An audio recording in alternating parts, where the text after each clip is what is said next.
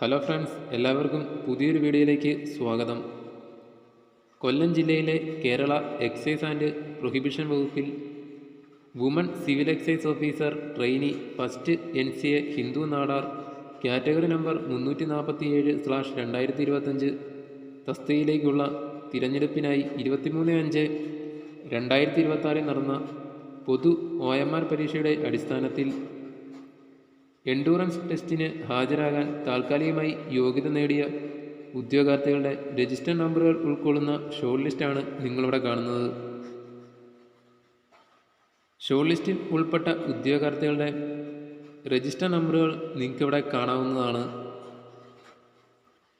ഈ ഷോർട്ട് ലിസ്റ്റിൽ ഉൾപ്പെട്ട ഉദ്യോഗാർത്ഥികളുടെ എണ്ണം നോക്കിയാൽ മെയിൻ ലിസ്റ്റിൽ ഉൾപ്പെട്ട ഉദ്യോഗാർത്ഥികളുടെ എണ്ണം 70. ഷോർട്ട് ലിസ്റ്റിൽ വന്നിരിക്കുന്ന ആകെ ഉദ്യോഗാർത്ഥികളുടെ എണ്ണം 70.